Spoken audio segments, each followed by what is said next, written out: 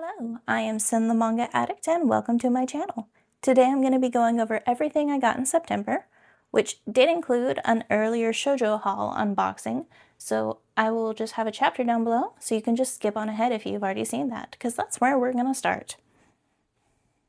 I got 6 volumes of Skip Beat in that used Shojo haul, which included volumes 5 through 9 as well as 13.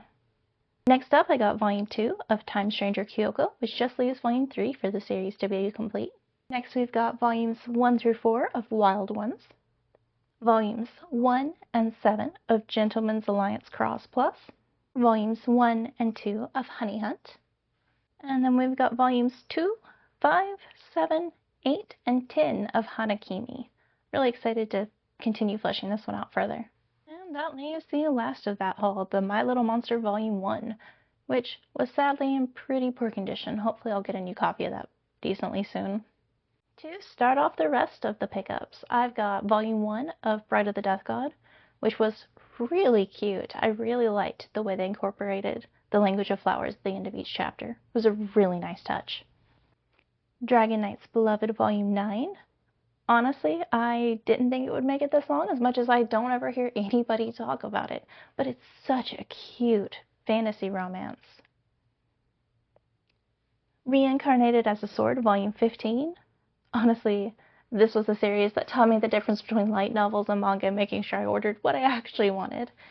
But I've been picking this one up since it started, and it's been so nice to see it finally receiving a lot more attention and love since the anime aired.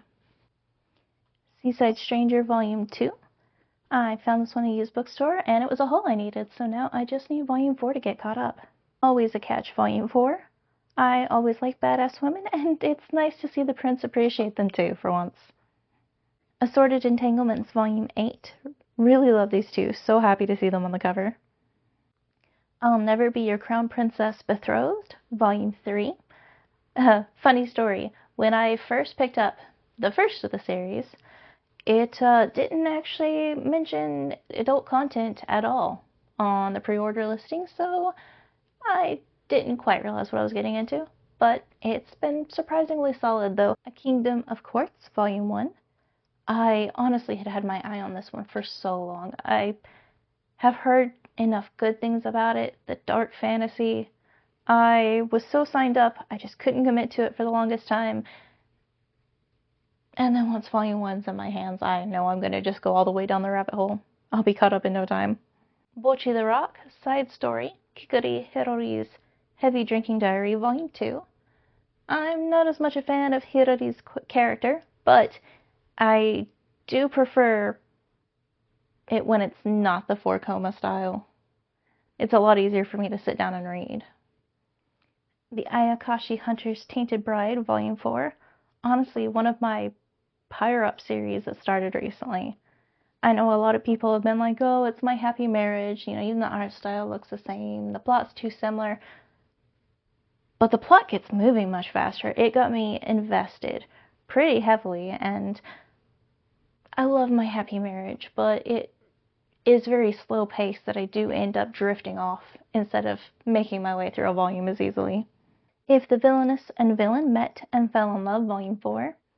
At first this one seemed pretty generic villainous, but I've been really enjoying it more and more with every volume. I'm very eager for the next one to come out and continue seeing where it's going.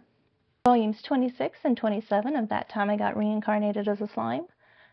I'll be honest, I saw that 26 didn't go any further than the show, so I was less in a rush to pick it up. So now that 27's gone beyond, I had to go ahead and pick up 26 so I could get back up to date. Volumes 3, 4, 5, and 7 for Kakaryo Bed and Breakfast for Spirits. I already had 6, so I'm getting close to being caught up there. Kaiju number 8, Volume 14. Kaiju number 8, B-Side, Volume 2. I've really enjoyed getting to see the different side stories on the characters. I've been killing slimes for 300 years and maxed out my level, Volume 15. Nana, Volume 14. Getting closer and closer to the day when I'm finally caught up. Bride of the Barrier Master, Volume 3. Wolf Girl and Black Prince, Volume 15. One more and then I will be saying goodbye to them. I Want to Do Bad Things with You, Volume 1. Gosh, my bestie knows how to recommend them to me. I got some catching up to do on this one, but it's pretty high up on the list now. Eminence and Shadow, Volume 13. Gosh, this one has been such a wild ride. I couldn't believe where the plot took us. It takes some time, but I am always so ready for the next volume. Talia sometimes hides her feelings in Russian, Volume 2. Honey Lemon Soda, Volume 10. Banished from the Hero's Party, I Decided to Live a Quiet Life in the Countryside, Volume 11, which is still shrink wrapped. I don't know if it's quite as visible or not, but so clearly haven't read that one yet to say too much. Let's Do It Already, Volume 6. When I Became a Commoner, They Broke Off Our Engagement, Volume 4. Just one more to be up to date, though honestly, then I won't have any for a while, so I'm a little more hesitant to pull the trigger despite how much I really want to be caught up.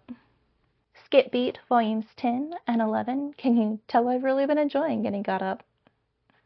Fly Me to the Moon, Volumes 10 and 11. Colette Decides to Die, Volumes 3 and 4, which very sadly brings me to caught up. So now I have to wait to be able to continue the journey with Colette and Hades. And then last, we've got My Love Story, Volume 1, which I've heard so many good things about, but I'll be honest, I have particular difficulty getting into any series when a character has huge lips. I love Erased, but it was so hard every time his mom was on the page because I'm like, I don't want to look at her lips, but they're right there and they're so big. Just a silly little thing that bothers me. And that is it for everything I picked up in September, all 58 volumes, which is a little less than last month, but not too bad, if I do say so myself. As always, I would love to hear from you. I'd love to hear what you picked up, what you're making your way through, what I should check out. Thank you for sticking with me to the end, and I hope you have a great one.